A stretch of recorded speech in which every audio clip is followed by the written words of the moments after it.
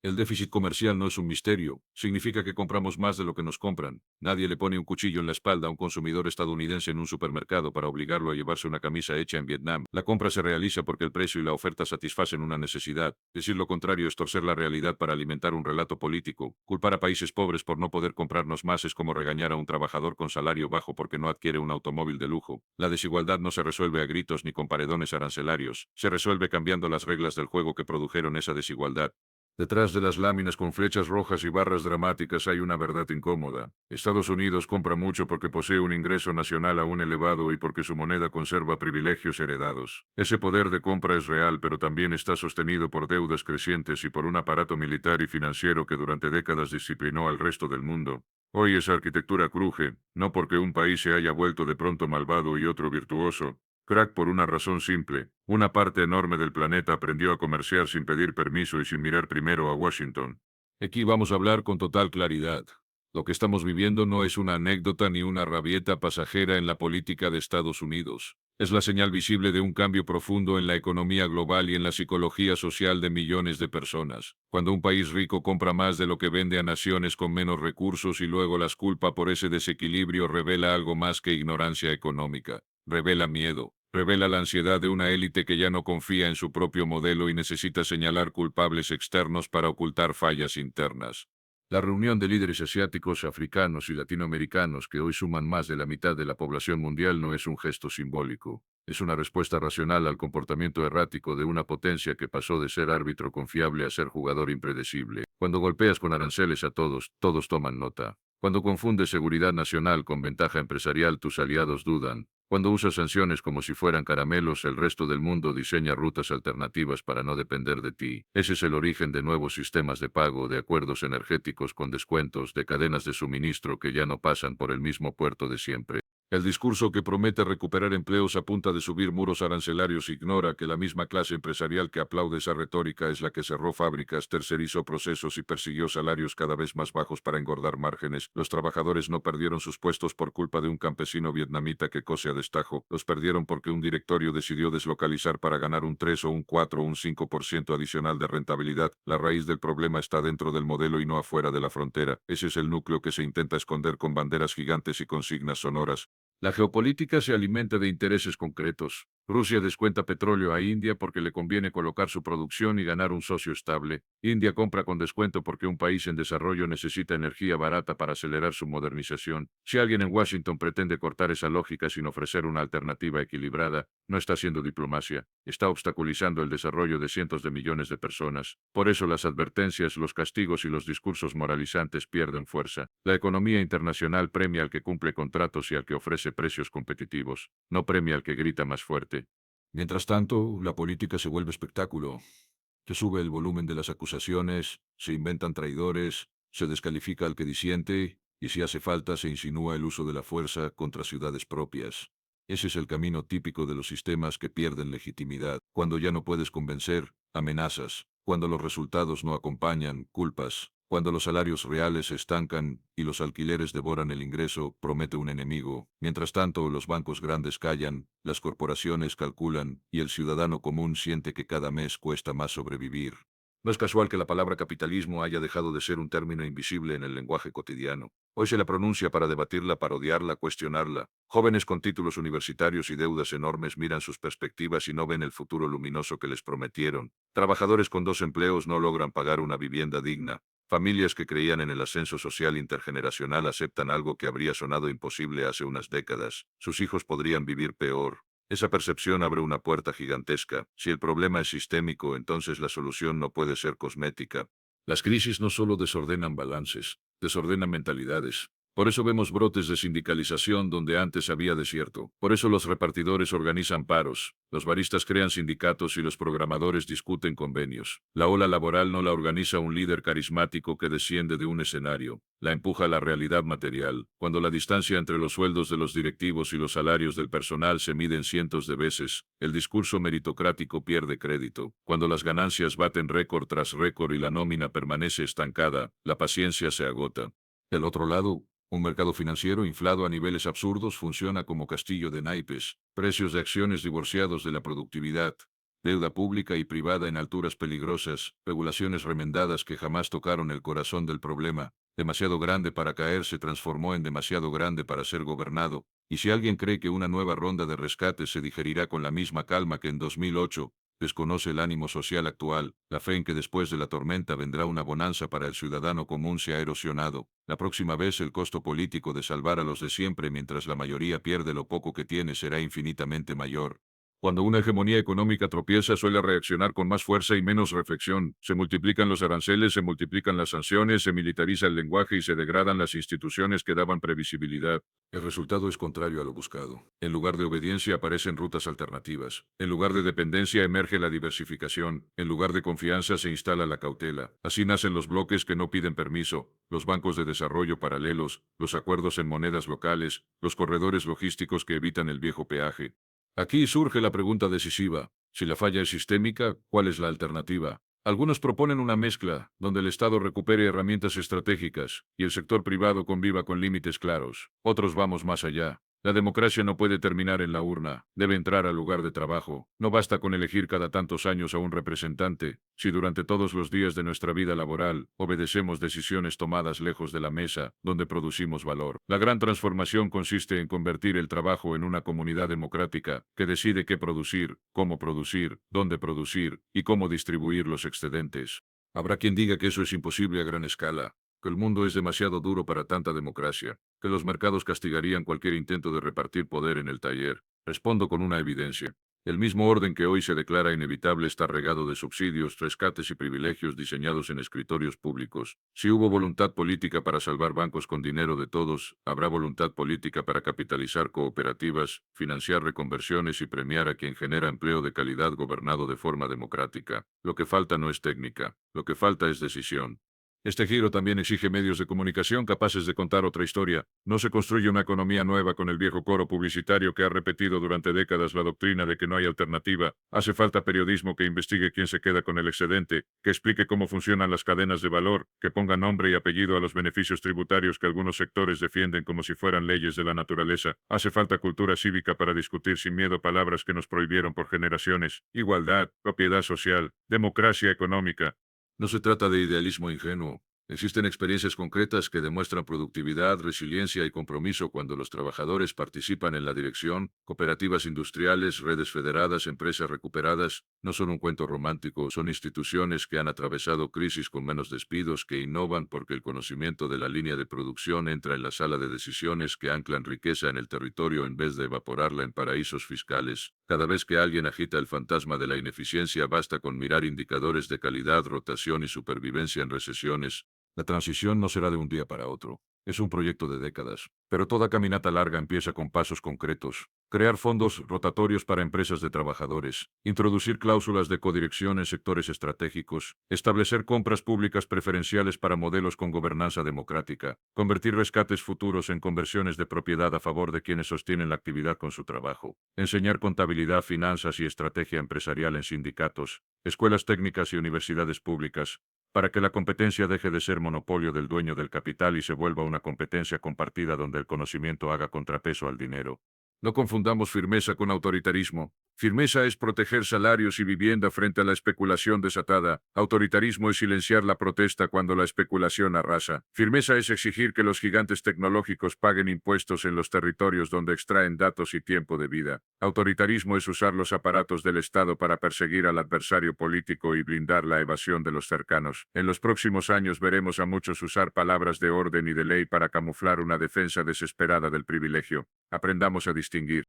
La economía global ya no gira sobre un solo eje. Asia se consolidó como fábrica y laboratorio. África negocia con nuevas cartas. América Latina redescubre que su riqueza en minerales, energía y naturaleza vale más cuando negocia en bloque. Europa alterna entre la disciplina ajena y sus propias dudas. Estados Unidos, con una población de alrededor de 330 millones, representa una fracción menor del total humano, alrededor de 4,5%. Es un país importante, pero ya no puede imponer su voluntad como si representara a la mitad del planeta. La matemática demográfica, comercial y financiera está escribiendo un nuevo capítulo. Los próximos choques, ya sean bursátiles, bancarios o geopolíticos, acelerarán decisiones que hoy parecen impensables. Países que hoy se dicen neutrales buscarán alianzas nuevas. Empresas que hoy miran solo su hoja de cálculo aprenderán que sin licencia social la rentabilidad se evapora. Ciudadanías que hoy consumen con ansiedad entenderán que no hay bienestar sin tiempo, sin comunidad y sin seguridad básica en vivienda y salud. Ese aprendizaje será duro, pero puede ser fértil si construimos alternativas reales en el terreno y no únicamente en el discurso. Habrá turbulencias. Cuando un edificio viejo se agrieta, el polvo nubla el aire. Veremos especuladores aprovechar la confusión. Veremos falsos profetas vender milagros de retorno al pasado. Veremos tecnócratas prometer que con una reforma de comas y puntos en un reglamento bastará. Nada de eso resolverá la raíz. La raíz está en quién controla la inversión, quién se queda con los excedentes y quién soporta los riesgos cuando todo sale mal. Mientras esa balanza se incline siempre hacia los mismos, todo relato de recuperación será espuma. El nacionalismo económico puede parecer seductor por un rato. Estampa banderas en productos, promete soberanía con aduanas blindadas y pronuncia discursos sobre dignidad. Si no va acompañado de una redistribución del poder dentro de la empresa, se convierte en un atajo hacia la frustración. Proteger sin democratizar solo alarga la vida de la misma jerarquía que produce salarios bajos y vidas precarias. La verdadera soberanía empieza en el taller, en la tienda, en el campo, en la oficina. Empieza cuando la gente que trabaja decide el rumbo de la riqueza que produce. Quiero que quede grabado un principio. La economía es una institución humana y por lo tanto puede rediseñarse. No hay ley natural que obliga a que la plusvalía salga del barrio hacia un fondo anónimo. No hay ley natural que dicte que las decisiones deban tomarse en un consejo de administración lejano. Si aceptamos que la democracia es el mejor método para resolver conflictos y asignar poder en lo público, aceptemos que su ausencia en lo productivo es una anomalía histórica, no una necesidad técnica. Hay quienes temen que este camino termine en estatismos rígidos y burocracias eternas. Ese temor es legítimo si repetimos los errores del siglo pasado. Por eso insistimos en diversidad institucional, en control social desde abajo, en transparencia contable y en competencia entre modelos dentro de reglas claras. No queremos cambiar de amo, queremos dejar de tener amo. Queremos organización y cooperación, no obediencia ciega. Queremos innovación al servicio de necesidades humanas y de límites ecológicos, no innovación como fachada de nuevas formas de acaparamiento. Cuando la mayoría entienda que los muros arancelarios no reemplazan salarios dignos, que las sanciones no reemplazan acuerdos estables y que las bravatas no reemplazan instituciones robustas, veremos el fin de la política del espectáculo. Ese día empezará la política de la producción democrática. Esa política no promete milagros, promete participación, no ofrece salvadores, ofrece responsabilidades compartidas, no busca culpables externos, busca rediseñar incentivos internos. Miren a su alrededor. Aumenta el número de barrios que se organizan para defender el derecho a la vivienda. Aumenta el número de empresas pequeñas que migran a formatos cooperativos cuando el dueño se retira. Aumenta el número de ciudades que se atreven a usar compras públicas para dinamizar economías locales de circuito corto. Aumenta el número de jóvenes que prefieren un empleo con voz y propósito antes que un sueldo un poco mayor a cambio de silencio. Allí está la semilla de otra economía. Mientras discutimos estas ideas, el calendario no se detiene. Las tasas cambian, los mercados se agitan, los conflictos se encienden, la tecnología transforma oficios a una velocidad que asusta. Esa vertiginosidad no es excusa para resignarnos. Es razón para organizarnos. Si dejamos la conducción de la transición en manos de quienes solo miden beneficios trimestrales, obtendremos una transición que sacrifica a la mayoría en el altar de los dividendos. Si la tomamos en nuestras manos, podemos alinear productividad con dignidad y crecimiento con justicia. El mundo ya vio lo que una estrategia de largo plazo puede lograr cuando combina planificación, inversión sostenida y disciplina industrial. China sacó de la pobreza extrema a cientos de millones en pocas décadas. Ese dato no desaparece porque no nos guste su sistema político. Ese dato obliga a repensar la mitología de que solo el mercado puro produce prosperidad. También obliga a imaginar un camino propio donde la democracia penetre la fábrica y el laboratorio, donde el talento y el voto coexistan, donde la propiedad no sea un tótem incuestionable sino un instrumento revisable. No esperen permiso de los viejos dueños del tablero. Ellos defenderán cada casillero como si del mismo dependiera el universo. Organicen comités en los lugares de trabajo. Formen cajas de ahorro y crédito comunitarias. Pidan a sus representantes leyes que conviertan deuda pública en participación obrera cuando haya rescates. Exijan transparencia total de costos y márgenes en sectores con poder de mercado. Conecten a productores y consumidores sin intermediaciones abusivas. Enseñen economía crítica en las escuelas. Llenen de vida a los sindicatos. Construyan medios que no dependan de la publicidad del mismo puñado de conglomerados. Tarde o temprano la retórica del enemigo externo perderá potencia. La gente seguirá contando billetes al final del mes y la operación de maquillaje quedará expuesta. Ese día todas las frases altisonantes sobre grandeza y destino quedarán en segundo plano y la pregunta será la que siempre debió guiarnos. ¿Quién trabaja? ¿Quién decide? ¿Quién gana? ¿Quién paga? Cuando la respuesta deje de ser la misma de siempre, habremos puesto la primera piedra de una república económica. No hay garantía de victoria. Lo que sí hay es certeza de fracaso si seguimos haciendo lo mismo. La historia no respeta a los que solo se quejan, respeta a los que inventan instituciones, respeta a los que arriesgan, respeta a los que organizan esperanza en estructuras que resisten cuando sopla el viento en contra. Hoy la esperanza tiene un nombre concreto, democracia económica, y su método también tiene nombre, poder de los trabajadores en el lugar donde se genera la riqueza.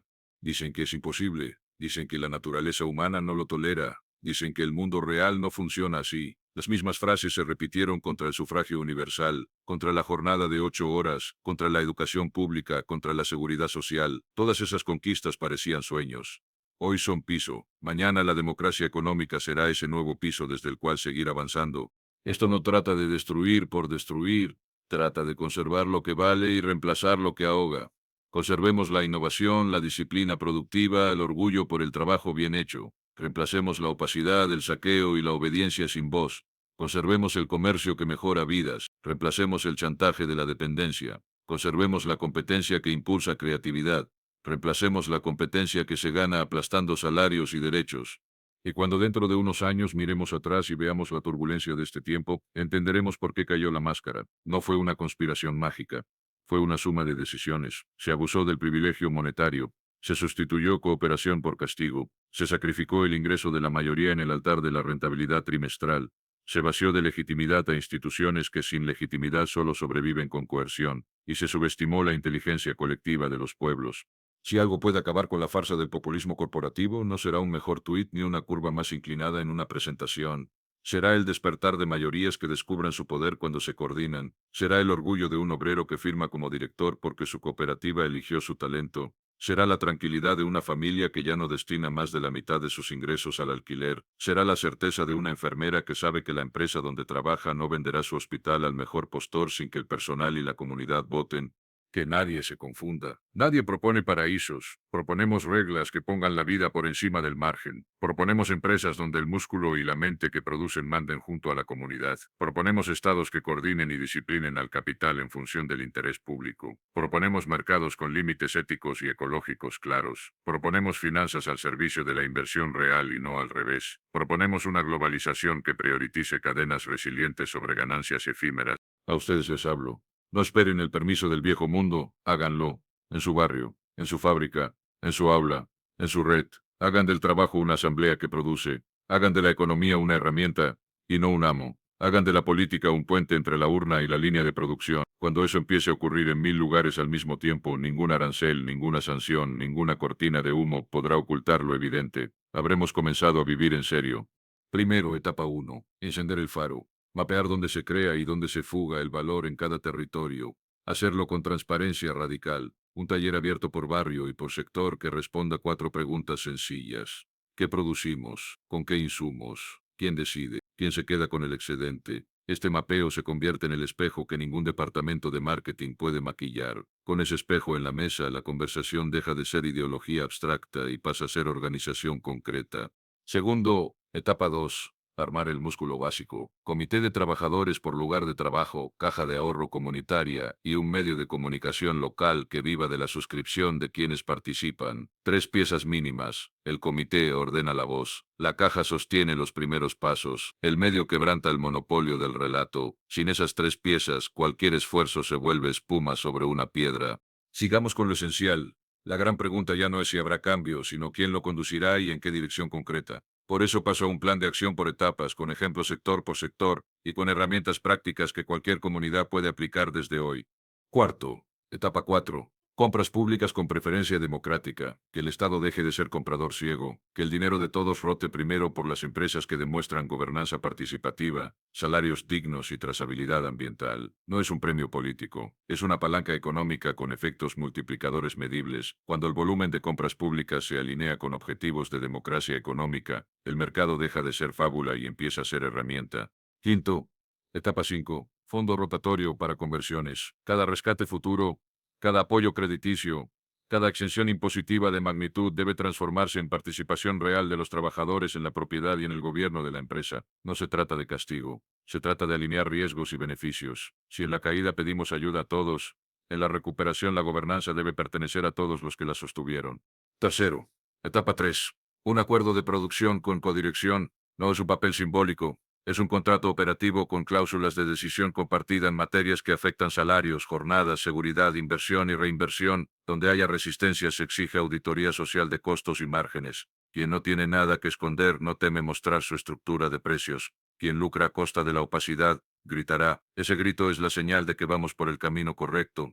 Entremos en sectores. Vivienda. El alquiler se ha transformado en una máquina de extracción de renta que devora salarios. La respuesta no es una consigna vacía, es un plan en 3 escalones. Primer escalón, banco de tierras y catastro transparente para identificar propiedades ociosas y ciclos especulativos. Segundo escalón, cooperativas de inquilinos con capacidad de negociación colectiva y acceso a crédito cooperativo para convertir alquileres en cuotas de propiedad social. Tercer escalón, empresas mixtas de construcción bajo codirección que prioricen rehabilitación energética y barrio consolidado por encima de expansión que destruye suelo y tejido social. Métrica de éxito clara, porcentaje de ingreso destinado a vivienda por debajo de un umbral razonable y duración de los contratos que otorgue estabilidad familiar. Antes de seguir, te invito a algo directo.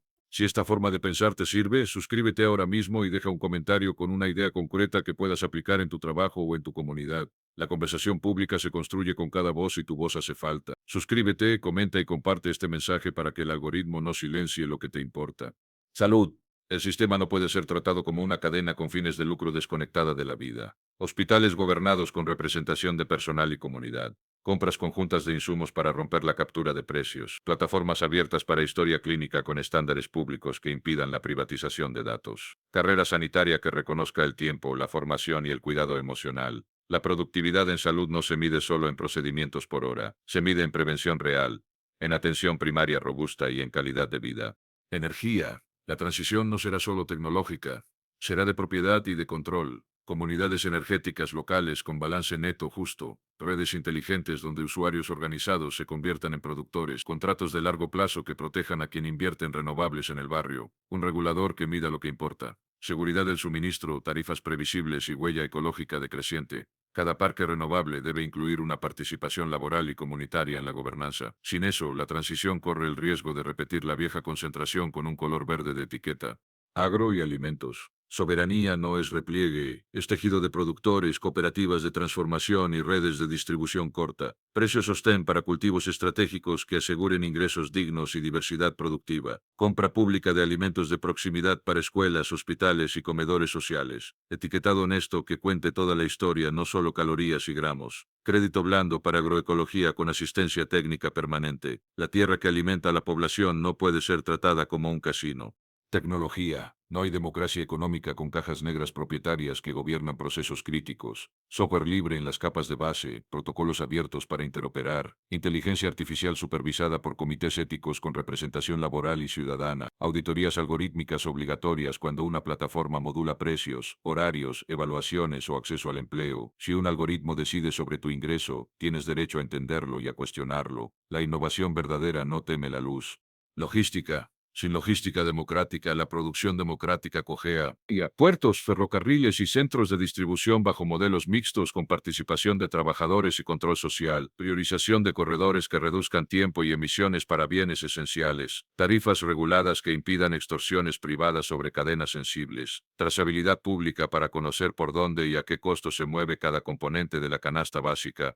Educación. No alcanza con enseñar contenidos. Hay que enseñar gobernanza económica. Currículas que introduzcan desde temprano nociones de costos, excedente, inversión y cooperativismo, prácticas obligatorias en empresas de propiedad social, incubadoras universitarias de cooperativas tecnológicas, bolsas de trabajo que premien modelos de codirección, y no solo el tamaño del cheque. La escuela que no enseña a autogobernarse, educa para obedecer.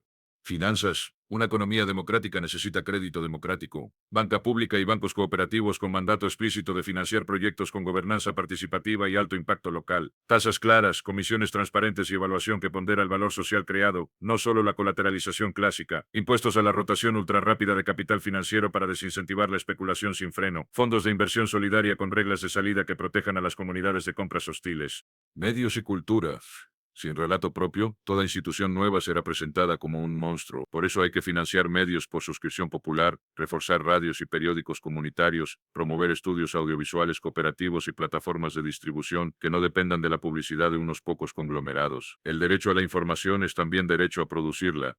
Antimonopolio. Concentración mata democracia. Regulación simple y firme. Cuando un actor controla segmentos enteros de una cadena y abusa de esa posición, se separa. Cuando se fusione para eliminar competencia real, se rechaza. Cuando sanee su contabilidad con ingeniería de negativos para no tributar, se audita con dientes. Quien dice que esto es hostilidad a la empresa confunde empresa con monopolio. La empresa florece en competencia leal. El monopolio parasita.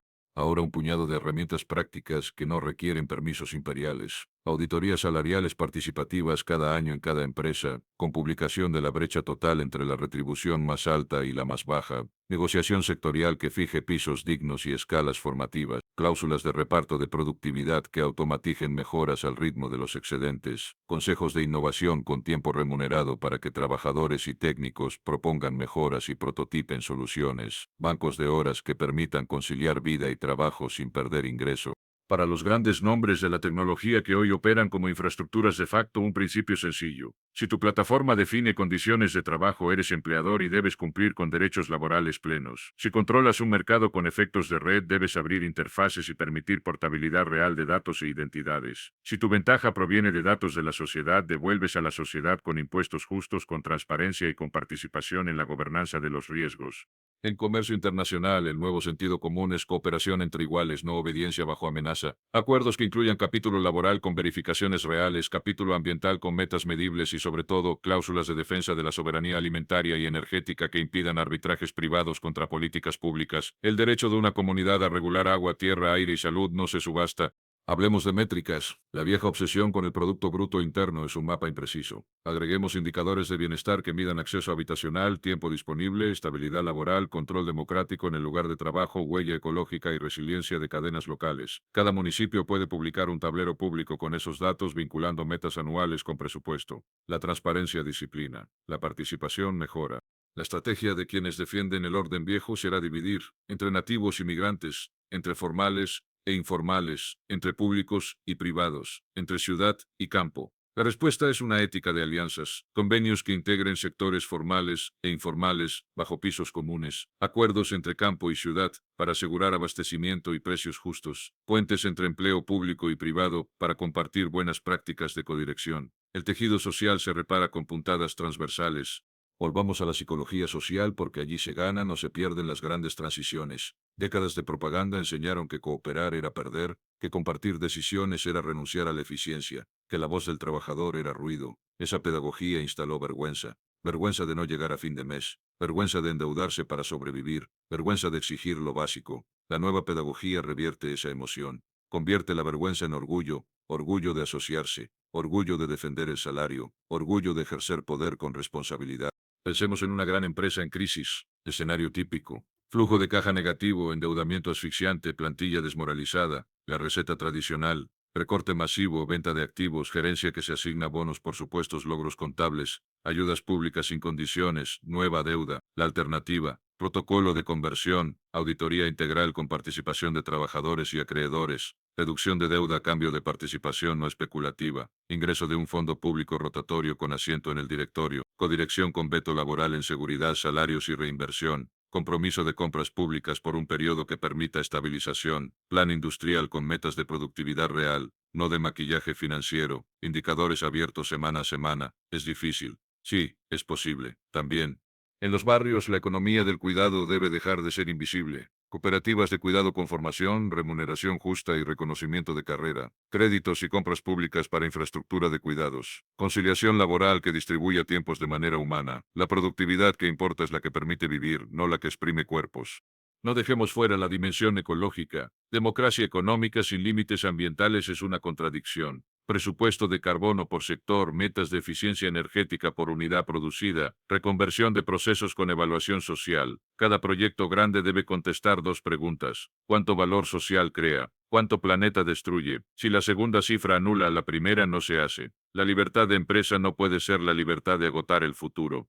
Aquí va un llamado a mitad de camino. Si llegaste hasta aquí, escribe en los comentarios la primera acción que piensas impulsar en tu trabajo o en tu barrio. Suscríbete ahora mismo y activa las notificaciones para que esta conversación no se pierda en el ruido. Lee los comentarios de otros y responde con propuestas. Hagamos de esta comunidad una escuela de organización aplicada.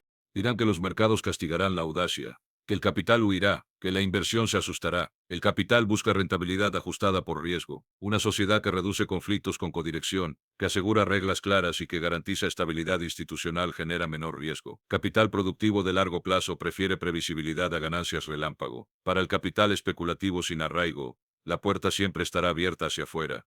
Dirán que la competencia global devorará a quien intente reglas más justas. Respuesta doble. Primero, bloques regionales con normas comunes para evitar carreras hacia abajo. Segundo, productividad por innovación organizacional. Empresas donde la experiencia de la línea decide ahorra errores, reduce tiempos muertos, mejora calidad. Quien crea que la única forma de competir es bajando salarios no entiende de productividad, entiende de atajos. ¿Anticipemos objeciones? Dirán que todo esto suena bien, pero requiere mayorías que hoy no existen. El camino para construirlas es demostrar resultados en pequeña y mediana escala, documentarlos y replicarlos. Laboratorios locales de democracia económica con métricas claras, manuales abiertos, protocolos de réplica y redes de apoyo. Cuando un modelo mejora salario, estabilidad y calidad del producto, se expande por evidencia, no solo por discurso. Hablemos de cultura del trabajo. No queremos empresas convertidas en asambleas interminables. Queremos empresas con procesos claros, roles definidos y tiempos de decisión acotados, donde la participación no se diluya en charlas sin fin. Manuales de gobernanza con calendario de decisiones, herramientas de voto digital verificable, delegaciones por áreas, evaluación periódica y revocabilidad cuando haga falta. Disciplina no es autoritarismo. Disciplina es responsabilidad compartida con reglas visibles.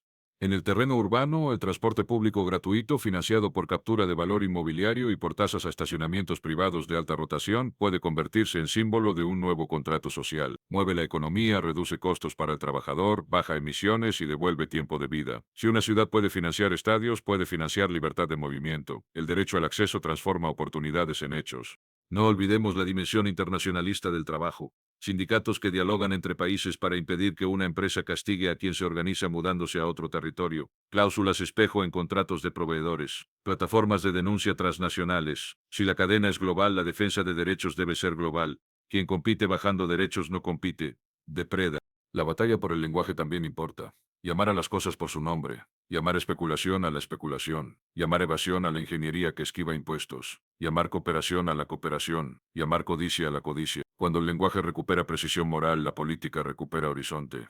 Volvamos al punto de partida. La obsesión por culpar al exterior es la coartada de quien no quiere mirar el espejo. Aranceles que van y vienen, sanciones que se apilan, amenazas que se repiten. Nada de eso corrige la estructura que concentra poder y precariza vidas. La rectificación verdadera nacerá de mayorías que descubran su fuerza organizadas y que exijan instituciones a la medida de esa fuerza. Llegados a este punto, una síntesis operativa. Mapa de valor por territorio, comité, caja y medio como triada mínima, codirección contractual, compras públicas con preferencia democrática, fondo rotatorio para conversiones, sectorialización con planes concretos en vivienda, salud, energía, tecnología, agro, logística, educación, finanzas y medios, antimonopolio con dientes, métricas de bienestar, auditorías algorítmicas, internacionalismo sindical, cultura de disciplina democrática, todo con plazos y responsables. El viejo orden volverá a intentar lo de siempre, distracción y miedo, pero el miedo retrocede cuando hay método. Por eso insisto, manuales abiertos, calendarios, presupuestos participativos, tableros públicos, evaluaciones transparentes, alianzas entre distintos. La esperanza no es una emoción etérea, es una institución que se construye con procedimientos y con verdad. Aquí cierro esta parte con un llamado claro. Si compartes este horizonte, suscríbete ahora mismo y deja tu visión en los comentarios. Escribe qué sector deberíamos profundizar en el próximo capítulo y qué ejemplo cercano podemos documentar juntos. Comparte este contenido con dos personas que sabes que están buscando alternativas reales. La suscripción sostiene este espacio. Tu comentario alimenta la inteligencia colectiva. Tu difusión rompe el cerco del ruido. No prometo un camino sin tropiezos, prometo un camino con sentido. Cuando una fábrica decide por primera vez su plan de inversión con la voz de quienes trabajan, el aire cambia. Cuando un hospital define turnos y compras con participación del personal y de la comunidad, la empatía se vuelve protocolo. Cuando un barrio logra que el dinero público priorice a quienes gobiernan de manera democrática sus empresas, la política deja de ser palabra sucia y pasa a ser herramienta de dignidad.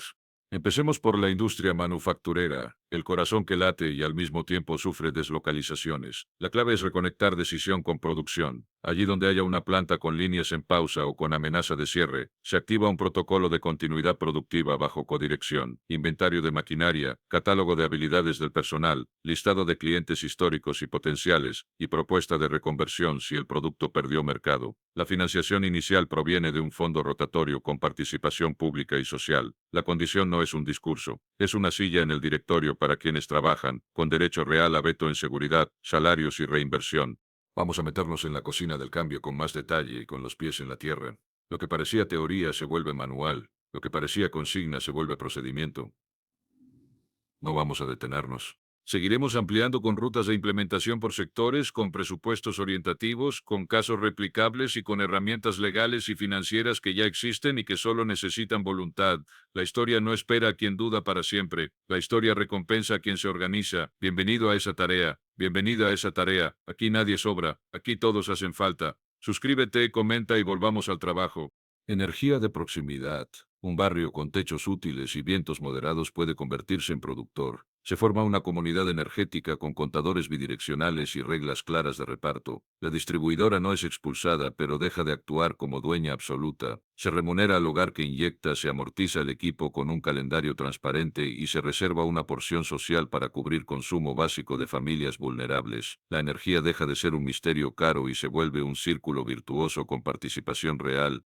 En esos casos, el primer trimestre de transición se dedica a estabilizar. Se renegocian los contratos con proveedores evitando usuras, se limpia la contabilidad de artificios y se abre un tablero público de costos. La transparencia desactiva el rumor y atrae a la comunidad. A partir del segundo trimestre se miden tres variables simples: tiempo de ciclo, tasa de defectos, rotación de personal. Si la codirección es de verdad, esas tres curvas mejoran porque la experiencia de quienes hacen el trabajo entra al circuito de decisiones y elimina absurdos que un gerente lejano nunca vio.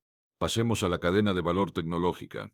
Las ciudades pueden transformarse en polos de desarrollo con propiedad intelectual compartida. Cada universidad pública elige dos áreas con potencial, por ejemplo, visión computacional y herramientas para logística urbana, y crea laboratorios cooperativos donde estudiantes y técnicos forman equipos con empresas de trabajadores. El resultado de esos proyectos se licencia con esquemas que reparten ingresos entre quienes crearon y quienes adoptan, con cláusulas que prohíben la privatización a puerta cerrada. Se mide éxito con adopciones reales, no con presentaciones vistosas. Si una herramienta ahorra tiempo de reparto o reduce accidentes, queda demostrado en datos abiertos. Hablemos de agua, el bien silencioso que sostiene todo. Las ciudades necesitan empresas de agua, con gobierno tripartito, representantes de trabajadores, de usuarios y de autoridades técnicas. Sientan a la mesa las decisiones sobre tarifas, inversión y protección de cuencas. Cada proyecto de extensión debe incluir empleo local, compra de insumos regionales y auditoría ambiental. Se publican mapas de fugas, tiempos de reparación y calidad del suministro. Cuando la información es pública, la presión sana reemplaza la indignación sin salida. Transporte y ciudad. Rutas de buses gratuitas en corredores estratégicos financiadas con captura de valor del suelo, cobros inteligentes, estacionamientos de alta rotación y una parte de la recaudación por publicidad exterior. La gratuidad parcial no es una fantasía, es una decisión de priorización. Una hora que un trabajador ahorra de pie en el tráfico es una hora que puede dedicar a la familia, a la formación o al descanso que previene accidentes. La economía que cuida el tiempo es una economía que multiplica calidad de vida. Vayamos a salud mental, el capítulo que siempre queda al final. Centros comunitarios de primera escucha con equipos pequeños de profesionales y redes de pares formados. El objetivo no es medicalizar todo, sino acompañar con dignidad. Contratos laborales que contemplen pausas reales y derecho a desconexión, porque el burnout no se cura con discursos motivacionales. Empresas codirigidas incorporan métricas de bienestar que pesan al momento de distribuir excedentes. Una organización que enferma a su gente no puede declararse productiva. Seguridad económica en la vejez. Fondos previsionales con gobernanza mixta y reglas de inversión productiva local. En lugar de girar capital a instrumentos de alto brillo y poca relación con la vida cotidiana, se invierte una parte en vivienda asequible, en reconversión industrial y en infraestructura social. La cartera se diversifica con criterio de estabilidad intergeneracional. Quien hoy aporta tendrá mañana una pensión sostenida por actividad real y no por castillos financieros de humo. Cultura productiva. Talleres de diseño, música, audiovisual y artes gráficas pueden organizarse como cooperativas conectadas a incubadoras municipales que garanticen acceso a equipos, estudios y asesorías. Se firma un pacto simple. Los contratos públicos de comunicación deben destinar un porcentaje a estudios cooperativos con transparencia de tarifas. Así se diversifica la producción, se evita la cartelización y se mantiene la creatividad como un bien vivo y no como una franquicia repetida. Impuestos que ordenan. Un esquema inteligente combina progresividad, simplicidad y premios a la democracia en la empresa. Se baja la carga a quien demuestra codirección, formación pagada, reducción sostenida de brechas y reinversión local. Se sube la carga a quien usa ingeniería de papeles para evaporar obligaciones. Se ponen topes a deducciones que no generen beneficio social medible. No se persigue a quien produce. Se disciplina a quien captura renta sin aportar. No olvidemos el comercio minorista. Las grandes plataformas no pueden ser el único canal. Mercados de abasto moderno con logística compartida, software abierto para gestión de inventarios y acuerdos de compra directa con productores locales, tarifas reguladas por metro de estantería para evitar que el pequeño sea expulsado por el alquiler, programas de fidelización comunitaria que premien la compra en circuito corto. Cuando el dinero rota cerca, el barrio respira. Ahora un bloque sobre educación técnica con enfoque vital. La escuela secundaria se reorganiza alrededor de proyectos productivos concretos, tareas integradas con empresas sociales del entorno, matemática aplicada a costos y rendimiento, lengua aplicada a contratos y comunicación entre áreas, historia aplicada a entender por qué ciertos barrios se desindustrializaron, ciencia aplicada a eficiencia energética y a calidad de agua y aire. Un joven que sale sabiendo leer un balance básico y participar en una asamblea productiva entra a la vida con herramientas que cuentan. Justicia económica diaria. Oficinas de resolución rápida de disputas laborales y comerciales con mediación obligatoria y tiempos perentorios. La justicia que tarda no es justicia. Equipos interdisciplinarios con conocimiento productivo real resuelven en semanas lo que hoy se pudre en años. Cuando el conflicto se procesa con rapidez, la confianza aumenta y los negocios sanos prosperan. La dimensión internacional. Los países con realidades similares necesitan pactos de convergencia que eleven pisos laborales y ambientales. Atención global. Para un maestro del timing como Marx, Barrick representa un juego de valor con alta probabilidad de recompensa a mediano plazo. El quinto movimiento lo protagoniza Mohnish Pabrai, conocido por seguir una filosofía de inversión inspirada en Warren Buffett, pero con un toque aún más contracorriente. Pabrai ha apostado por Valaris, una empresa de perforación petrolera offshore, que para muchos representa un sector olvidado, desgastado por años de baja inversión, caída en precios del petróleo y presión por parte de tendencias medioambientales y políticas de descarbonización. Sin embargo, Pabrai ve justamente en ese desprecio una oportunidad única. Valaris ha comenzado a mostrar signos claros de recuperación. Sus ingresos pasaron de menos de 2.000 millones a más de 2.300 millones en apenas un año. Y lo más impresionante es que sus beneficios netos pasaron de pérdidas de millones hace apenas 3 años a utilidades superiores a los 370 millones. Esto significa que la compañía no solo ha sobrevivido a la tormenta, sino que está regresando con fuerza en un mercado donde la demanda de energía sigue creciendo y la capacidad de perforación disponible es limitada. No estás roto, estás despertando. Y esta frase es tu nuevo inicio. Comenta abajo en los comentarios y así lo decretarás y se hará realidad. Estoy renaciendo más fuerte. El sector de perforación offshore es extremadamente cíclico y cuando la demanda supera a la oferta, los precios de los servicios se disparan. Pabrai sabe que este es el tipo de escenario en el que las valoraciones pueden multiplicarse en poco tiempo, especialmente si la empresa ya ha limpiado su balance y optimizado operaciones. Valaris tiene una deuda manejable en relación con sus activos y una flota de plataformas que la posiciona como uno de los jugadores más relevantes del mercado. Para el común de los inversores, apostar por una perforadora en un contexto de transición energética puede parecer una locura, pero para alguien como Pabrai, que busca comprar $1 por unos pocos centavos, es exactamente el tipo de oportunidad asimétrica que lo caracteriza. Finalmente, la sexta acción destacada es United Health Group, una compañía que ha atraído tanto a Warren Buffett como a Michael Burry, lo que convierte esta coincidencia en algo digno de atención. Se trata de un gigante en el sector de la salud, que no solo provee seguros médicos, sino que también ha construido un ecosistema completo de servicios clínicos, tecnología aplicada a la atención y soluciones integradas que abarcan desde la prevención hasta el tratamiento. United Health es la definición de consistencia. En los últimos 5 años, sus ingresos pasaron de 250.000 millones a más de 400.000 millones, un crecimiento anual compuesto de 2 dígitos en un sector considerado defensivo. Su margen neto ronda el 5%, lo cual en cifras absolutas significa más de 14.000 millones en utilidades, y lo más importante es la estabilidad de esos resultados. Sus retornos sobre capital rondan el 20%, lo que la convierte en una máquina de generación de valor. Además, su flujo de caja libre supera los 20.000 millones anuales, lo que le permite no solo pagar dividendos crecientes, sino también recomprar acciones y mantener una posición de liquidez envidiable.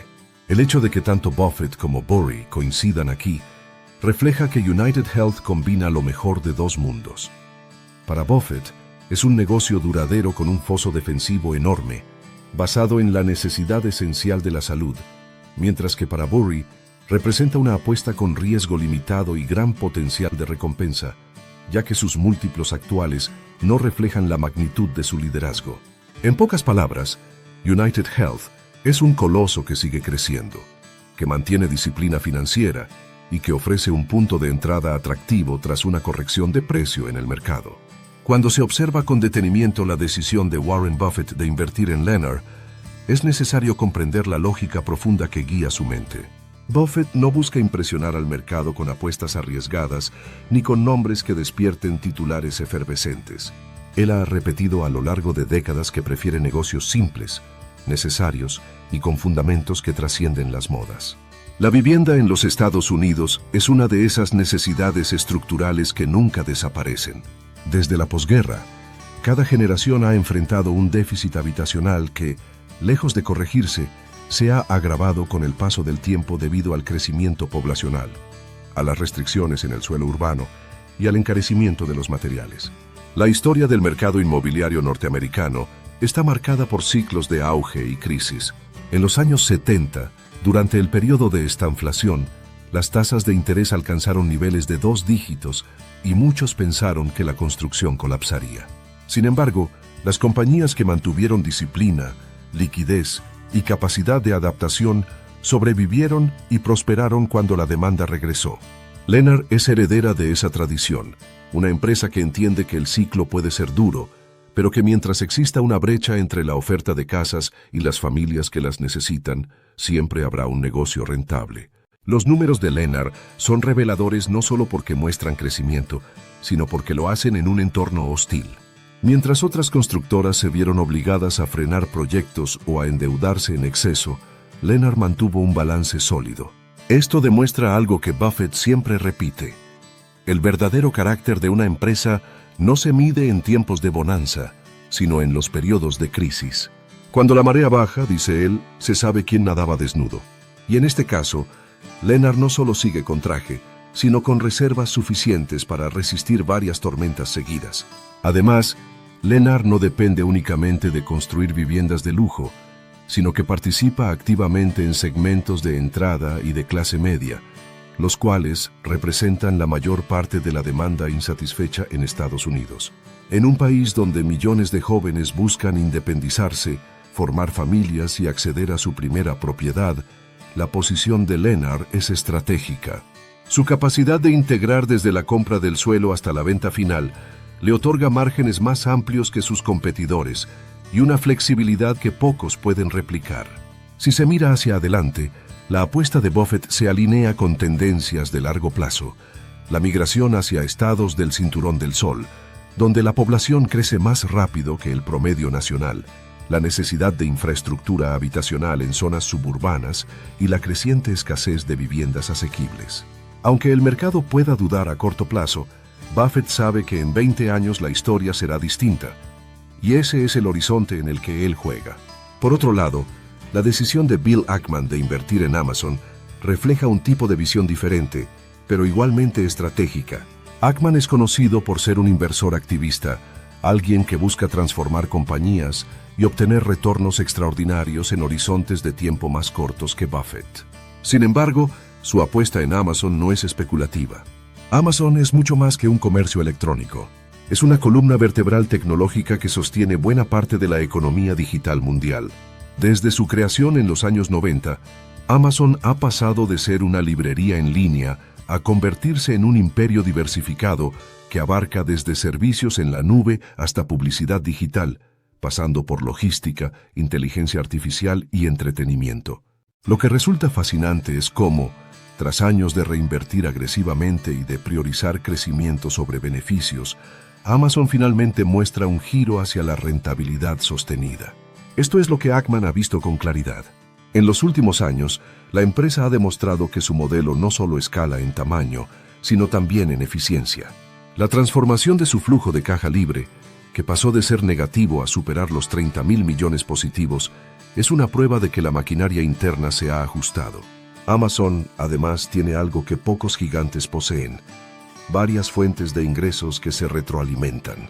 Amazon Web Services, por ejemplo, es líder absoluto en la nube, con márgenes que superan ampliamente a los de su negocio minorista.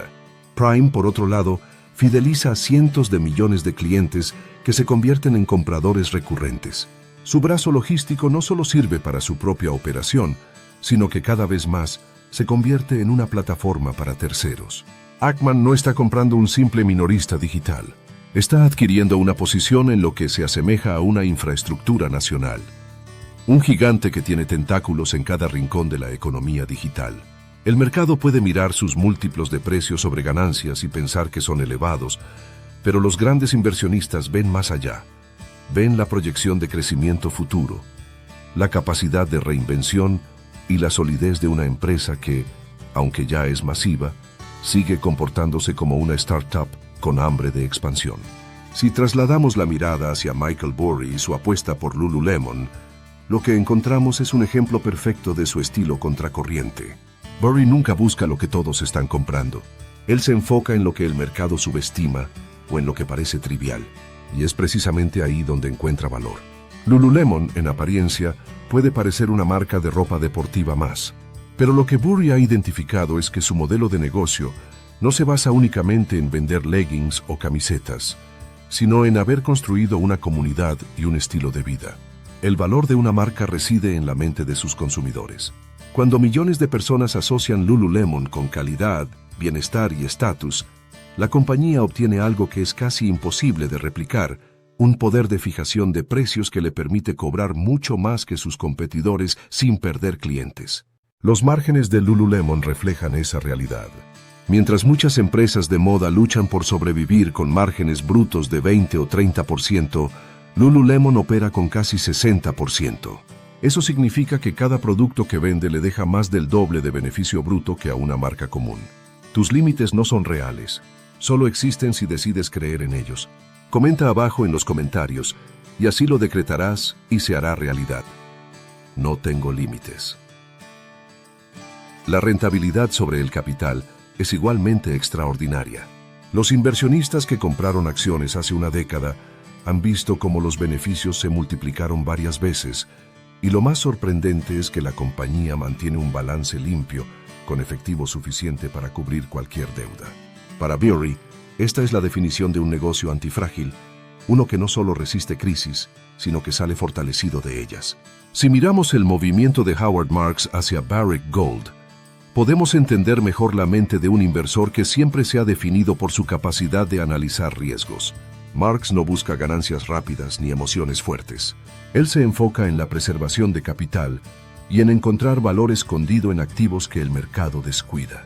El oro, a lo largo de la historia, ha sido considerado un refugio frente a la inflación, las guerras y la incertidumbre. Cada vez que el mundo atraviesa una etapa convulsa, el oro reaparece como un activo que da tranquilidad a los inversores. Lo interesante de Barrick es que no es simplemente una exposición pasiva al oro, sino que amplifica los beneficios cuando el precio del metal sube.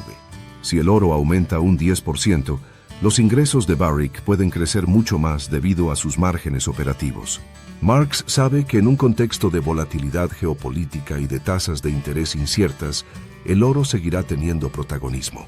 Y al comprar Barrick a múltiplos bajos, está obteniendo una exposición con valor añadido, porque no solo se protege de la inflación, sino que también se beneficia de la expansión de márgenes.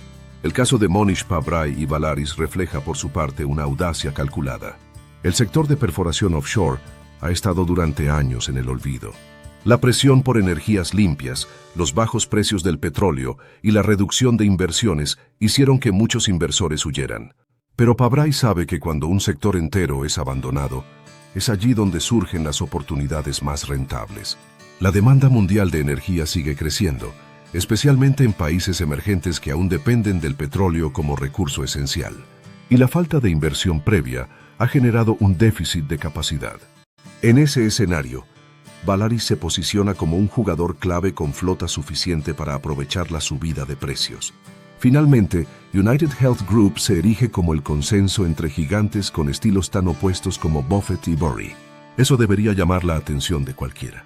Mientras Buffett busca previsibilidad y fosos defensivos, Burry busca asimetría y oportunidades contrarias. Que ambos coincidan en United Health revela la magnitud de su solidez. Este gigante de la salud no depende de una sola línea de negocio, sino que integra seguros, servicios médicos y tecnología. Sus ingresos son estables porque la salud no es un lujo, sino una necesidad. Sus márgenes pueden parecer modestos, pero lo que importa es la escala. Cuando se generan más de 400.000 millones anuales, incluso un margen del 5% se traduce en decenas de miles de millones en beneficios. United Health además devuelve gran parte de ese capital a sus accionistas mediante dividendos y recompras, lo que multiplica el valor en el tiempo. Para Buffett, esta es una máquina de capitalización compuesta. Para Burry, es una apuesta segura en un sector defensivo que, paradójicamente, el mercado no valora lo suficiente. Lo que hace fascinante este conjunto de 6 acciones no es solamente el hecho de que grandes inversores las hayan comprado, sino el contexto en el que lo hicieron. Vivimos en un momento económico marcado por la incertidumbre. Las tasas de interés en Estados Unidos han alcanzado niveles que no se veían en décadas. La inflación ha demostrado ser más persistente de lo que los bancos centrales anticipaban, y la geopolítica añade una capa extra de volatilidad. En este ambiente, el dinero común se asusta, corre en todas direcciones y toma decisiones impulsivas. Sin embargo, el dinero inteligente se mueve con calma, estudia los fundamentos, observa más allá de los titulares y selecciona los lugares donde sembrar capital con la paciencia de quien sabe que el tiempo es su mayor aliado. Cuando Warren Buffett se inclina por Lennar, lo que nos está diciendo es que la vivienda seguirá siendo un eje fundamental de la economía estadounidense. El sueño americano de tener una casa propia es una narrativa cultural tan arraigada que trasciende generaciones. A pesar de los ciclos de crisis, de las burbujas inmobiliarias y de las caídas temporales, la demanda de hogares siempre regresa porque la necesidad es permanente. Y Lennar no es un jugador pequeño, es uno de los líderes del sector, con presencia nacional y un modelo que abarca desde la adquisición del terreno hasta la entrega de la llave. Para Buffett, esto significa una compañía que controla cada eslabón de la cadena, con un balance sólido y con capacidad de resistir embates. Es una apuesta por la resiliencia, la misma virtud que él ha repetido como mantra durante toda su carrera. En el caso de Amazon y Bill Ackman, lo que observamos es la identificación de un punto de inflexión.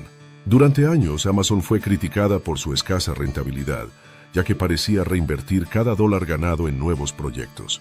Pero esa etapa de siembra comienza a dar frutos de magnitud histórica. Pasar de quemar 17.000 millones en flujo de caja a generar más de 30.000 millones positivos en tan solo un año es un salto monumental. Significa que el negocio ya no depende solamente del crecimiento de ingresos, sino que ahora también produce beneficios tangibles y sostenidos. Ackman sabe que esto representa un antes y un después en la narrativa de Amazon. De ser vista como una empresa de crecimiento sin beneficios, a convertirse en una máquina de generación de capital que se proyecta hacia el futuro con múltiples motores. ¿Sientes que el tiempo pasa y aún no sabes cómo dar ese gran paso hacia una vida mejor? ¿Te frustra ver cómo otros invierten, generan ingresos y avanzan, mientras tú sigues esperando el momento perfecto? Ese momento es ahora. He escrito este libro pensando en personas como tú, que tienen el deseo, pero necesitan una guía real, práctica y directa para comenzar. Este no es un libro más. Es una herramienta poderosa que te abrirá los ojos a nuevas oportunidades de inversión. Te mostrará dónde poner tu dinero, cómo hacerlo crecer y, sobre todo, cómo tomar decisiones financieras que te liberen, no que te atrapen. Cada página está diseñada para inspirarte a actuar, para que dejes de sobrevivir y empieces a construir el futuro que mereces. No importa si hoy no sabes nada de inversiones. Lo que importa es que estás listo para aprender y cambiar tu historia. Así que no dejes pasar esta oportunidad. Haz clic ahora, adquiere tu libro, Tu camino hacia la riqueza, y conviértete en el protagonista de tu propio éxito. Este libro puede ser el comienzo de una vida completamente nueva. ¿Sientes que el tiempo pasa y aún no sabes cómo dar ese gran paso hacia una vida mejor? ¿Te frustra ver cómo otros invierten, generan ingresos y avanzan, Mientras tú sigues esperando el momento perfecto, ese momento es ahora. He escrito este libro pensando en personas como tú, que tienen el deseo, pero necesitan una guía real, práctica y directa para comenzar. Este no es un libro más. Es una herramienta poderosa que te abrirá los ojos a nuevas oportunidades de inversión. Te mostrará dónde poner tu dinero, cómo hacerlo crecer y, sobre todo, cómo tomar decisiones financieras que te liberen, no que te atrapen. Cada página está diseñada para inspirarte a actuar, para que dejes de sobrevivir y empieces a construir el futuro que mereces. No importa si hoy no sabes nada de inversiones. Lo que importa es que estás listo para aprender y cambiar tu historia. Así que no dejes pasar esta oportunidad. Haz clic ahora, adquiere tu libro, Tu camino hacia la riqueza, y conviértete en el protagonista de tu propio éxito. Este libro puede ser el comienzo de una vida completamente nueva.